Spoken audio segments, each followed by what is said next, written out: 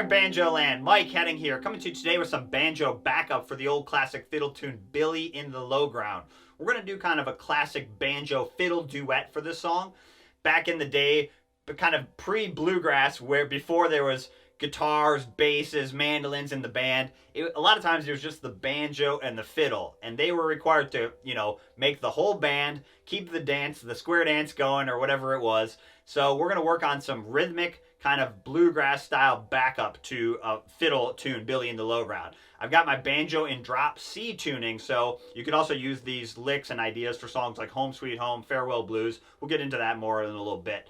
I'll break down all the backup note for note and show you, again, kind of my tips and thought process on how I came up with this backup arrangement. And if you're watching the preview of this lesson, you can head over to my website, MikeHeddingMusic.com, and grab the full lesson. You'll get access to watch all the videos, and you can download the tabs and the practice tracks. All right, here's the backup to Billy in the Lowground. All right, let's start breaking down this backup lesson for Billy in the Lowground. So let's just get the tuning down first. I did this lesson in drop C tuning. So I tuned my 4th string down to a C note from a D.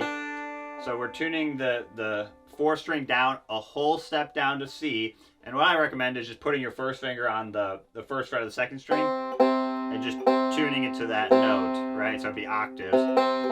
If you're familiar with Home Sweet Home or Farewell Blues, there's a lot of banjo songs that are in drop C tuning. And it's nice because you get that low C note that just sounds really nice. So that's how I did this lesson. So let's start breaking it down. All right, so for the first 2 measures, we're actually going to just lay out. We're going to rest. Because in this arrangement, Eric, the fiddle player, didn't do much of a pickup. He basically just launched into his A part for Billy in the Lowground, which was totally fine. So I just thought for this lesson, it would be nice for us to rest for the first 2 measures, and then we're going to come in on the A minor chord, which also sounds nice. It's the relative minor, so you get this kind of exciting moment when the banjo kicks in. If he would have added more of a pickup, then I would have probably started playing in measures 1 and 2, and I'll show you later on in the lesson how you could fill those measures if you need to as well. But for the first 2 measures, we're just going to let him play that little pickup to and start of his A part. So we're just going to count 1, 2, 3, 4, 2, 2, 3, 4, and that's the timing that we're going to be counting during those rests. So 1, 2, 3, 4, 2, 2, 3, 4, and then we're going to come in on just a 3-finger A minor chord, and we're going to hit the 3rd string 2nd fret, and then hit your middle finger, and then roll forward, and then thumb middle. So it's a quarter note and then 8th note. So 1, 2, and 3, and 4, and just a little roll I like to use. So you'd have, again, 1, 2, 3, 4, 2, 2, 3, 4. Do it a little slower. So 1, 2, 3, 4, 2, 2, 3, 4. And then we're going to do a forward reverse roll on an A minor with a open 2 hammer on, not too hard. So we have, I'm just looping 3 and 4. And then back to C, so hit the low 4th string. Again, it's a C note now. So all you do is just take your 2nd finger off, basically. And in drop C tuning, right, you're not putting your 2nd finger down on the 2nd fret of the 4th string anymore, because now that's a low C note. So you basically just do a 2-finger C chord in drop C tuning. So we hit the low C, and then we roll forward on the strings 3, 2, 1.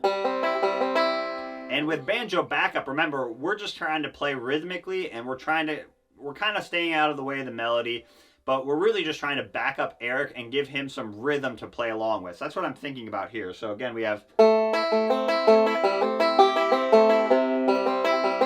then a forward reverse roll on a C chord. So not too hard there. And then A minor, 2nd fret of the 3rd string. And then 2 forward rolls, 3, 2, 1 twice, TIM. And then a little ending lick, open 3rd string, open 2nd string. And then 2nd fret on the 4th string.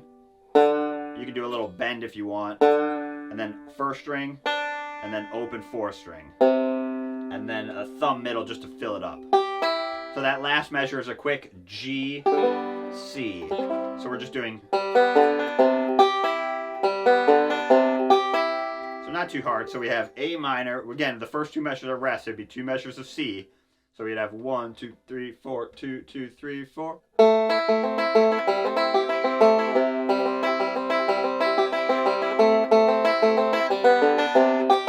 that'd be like one time through the A part. And then measure 9 and 10 starts that 2 measures of C over. So if in your particular case, let's say the fiddle player wants to do more of a intro, like some of the potatoes or taters to start the song, then you could play measures 9 and 10 as measures 1 and 2. So we're just starting the song over in measures 9 and 10. That's the A part. So we're going to hit the first fret of the second string with our thumb of our right hand, and then go up and do 5, 2, 1 twice, 2 forward rolls. Again, just a kind of rhythmic forward roll. And then measure 10, we're going to do a little walk down. So first fret, and then the outside strings, and then open second string, and then the outside strings again. And what we're doing there is we're just walking down to an A minor from this C note.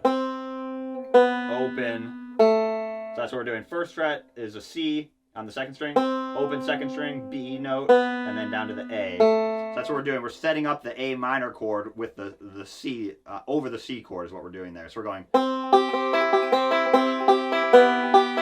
then we're going to land in measure 11, A minor. So we've already done that. We did this in measure 7. It's just a forward roll A minor lick. And then a forward reverse roll on an A minor. There we didn't use the 5th string, although you could, but we just did it on the top 3 strings, just a forward reverse roll. So hear how that measure 10 walks down into that A minor. So all you do is take off your first finger there. Keep your third finger down. Back to C, same as measure 9. So hit your thumb on the... I'm using my thumb a lot on the second string as well to help those melody notes pop out. Like even that walk down. You know, instead of doing that with my index finger, which you could, but sometimes a common rule is your thumb helps the notes pop out a little bit more. So again, in measure 9, I'm starting it with my thumb, and then going up, and then thumb, walk down, thumb, you know. And then right here again, measure 13. And then 14's a little lick. Let me play it and then I'll break it down. So just a forward reverse roll on a C, and I just did a little pull off on the first second string, or second fret first string. Can't talk today. Second fret first string. So I roll forward, hit the 5th string, and then a pull off, and then back, and then put your finger back on. Just a quick little move.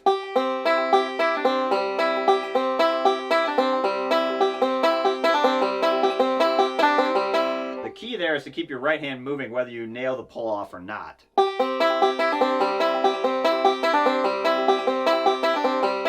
And then hammer on into an A minor. So open 2, hammer on with a forward roll. So thumb, index, middle. And then roll forward again. And then thumb, middle. So we just embedded that hammer on into a forward roll. Keep your right hand moving.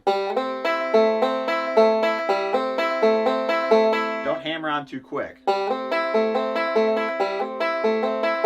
The other key there is don't push down on that second fret too hard, or the note will go a little bit out of tune. So just don't push down any harder than you need to. And then open 3, 2, 1. So this is over a G, and then 5th string, and then first fret second string back to our C, and then outside strings again. So hear how we use those open notes to imply a quick G chord. So we did A minor, open.